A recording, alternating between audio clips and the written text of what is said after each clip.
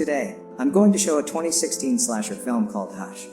Inside a house located in the middle of the woods, Maddie is preparing a full-course lamb dinner with guidance from her laptop. She is instantly revealed to be deaf. As she tastes her cooking, a notification pops up on her laptop. It's Sarah from next door asking if she can stop by. Maddie spots her friend walking towards the house. Sarah tells Maddie, through sign language, that she had just finished reading her book. She then asks how does Maddie come up with her writing. Maddie tells her that it's called writer brain, as her mother would say. It makes her go crazy. Any possible outcome is like a movie in her brain with many endings. Their conversation is interrupted by a loud and blaring noise. They run back into the house to find smoke coming out from the oven and the fire alarm giving off a very intense warning. Maddie apologizes for her hell of a fire alarm and tells Sarah that she needs it because she has to feel the vibrations in order to wake up. She gives Sarah her own copy of the book before Sarah bids her goodbye. Later that night, Maddie is sitting alone in her living room, trying to finish up her manuscript. Feeling frustrated, she tries to distract herself by cleaning the mess in the kitchen. Suddenly, her friend Sarah runs up to Maddie's kitchen door, screaming and crying. Desperate for help, she is trying to open the door but it's locked. Maddie is cleaning the kitchen, but she is unable to see her friend. Sarah's piercing screams stop as an arrow lunges and pierces her back. A male intruder in a ski hat and white mask catches up to Sarah and stabs her against Maddie's kitchen door. He continues to stab her until her lifeless body slumps down to the floor. The intruder tries to catch Maddie's attention by knocking on her door, but Maddie doesn't respond. He immediately deduces that she is most probably deaf. As she continues working, the intruder sneaks into the house. With one hand bearing an arrow, he is about to stab her when he is interrupted by Maddie's sister, Alex, video calling her. He grabs Maddie's phone and hides. Alex asks her how Maddie's book is going, but Maddie says she's stuck and needs a distraction. She persuades her to come back to the city and live with her, but Maddie doesn't want to. Their conversation is interrupted when Alex asks if there's someone behind her because she saw something move. Maddie reassures her that it's probably the cat. Maddie picks up her cat's bowl and begins rattling it. She goes around the house shaking the bowl, but her cat is nowhere in sight. She pays no mind to this and leaves the bowl by the open door and goes back to her writing. A notification pops up on her laptop and reveals a message sent by Maddie's own phone. Confused, she opens the message to see a picture set of herself while she was having the call with her sister. Petrified, Maddie walks to the open door to see the masked intruder holding her phone. She quickly closes and locks the door before he can get in. The intruder, armed with a crossbow, goes to every door of the house trying to get in, but Maddie locks all of them. The power goes out and from the window, she could see him slashing her tires. There's no chance of escape now. Maddie grabs a lipstick from her bag and desperately writes on the glass door. She says that she won't tell anyone she hasn't seen his face, and her boyfriend is coming home soon. She's hoping that the man would accept her bluff. The intruder takes off his mask to reveal his face and neck tattoo. He asks Maddie if she can read his lips, to which she nods. Now that she has seen his face, he has to kill her. Maddie runs back to her kitchen to grab a knife. She goes to her bedroom and secures the door and windows. As she huddles up in one corner, trembling and crying, something starts banging on one of her windows. Terrified, she looks up to see the intruder carrying Sarah's dead body and banging her lifeless arm against the window pane. Maddie drops her knife in shock and backs away, crying at the sight of her dead friend. Maddie realizes that Sarah must still have her own phone with her.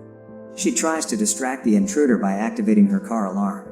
Once he's occupied, a gasping Maddie makes a run for it, opens the window, and reaches for the phone inside her friend's back pocket.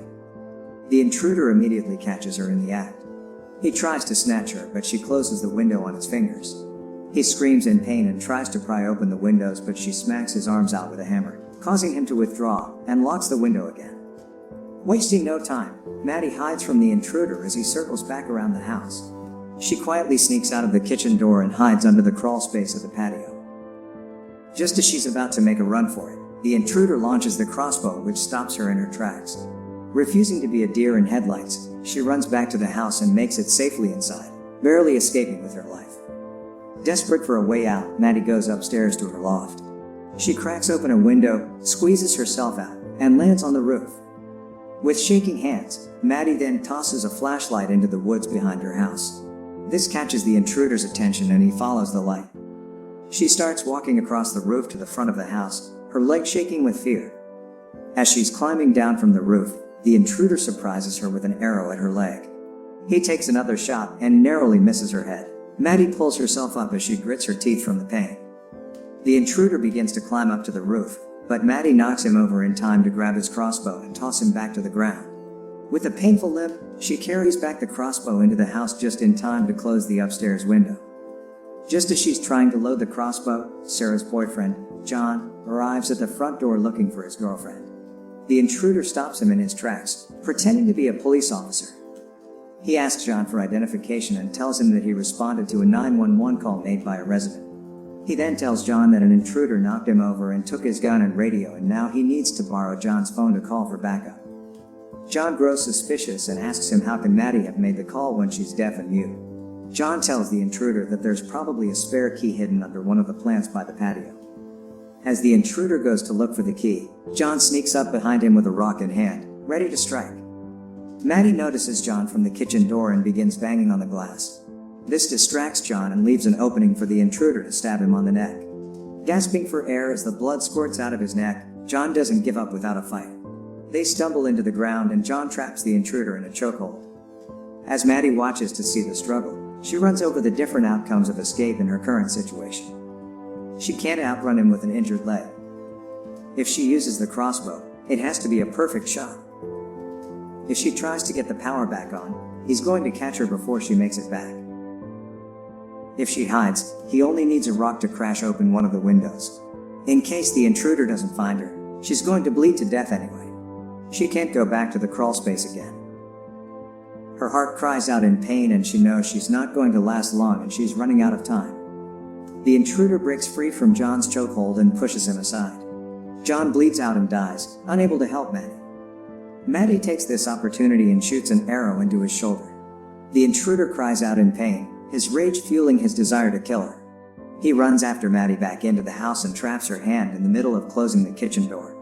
Unable to scream out in pain, Maddie can only cry as he stomps on her hand, breaking the bones in her fingers.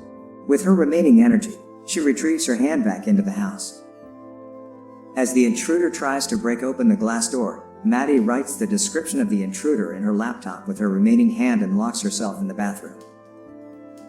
As she's waiting for him to barge in, the intruder sneaks through the broken window and creeps up behind her. Just as he's about to strike her, Maddie feels his breath on her neck and turns around to stab him on the knee. He screams in pain and lunges at her with his broken knee. Maddie desperately hops back to the kitchen with her broken hand and bleeding leg and collapses beside one of the cabinets. As the intruder walks towards her, she aims a bug spray into his face and reactivates her fire alarm, buying her a bit of time. The intruder finally catches up to her and they are caught in a struggle. He punches her face and chokes her. But Maddie fights back, pushing his finger into his injury. He slams her to the floor and chokes her again and she sees her life flashing before her eyes. As her heartbeat slows down, she reaches for the wine opener with the last inch of her life, and with a mighty swing, she stabs him one last time on the neck. He releases his grasps from her neck as he chokes on his own blood and collapses on the floor next to her. Maddie gasps for air and quickly reaches for the phone in his pocket and dials 911. This is her chance to escape. She gives one last look at the dead intruder and slowly makes her way to the patio where she sits down next to her cat. As Maddie pets the furry little creature, flashing lights from the police are seen at a distance.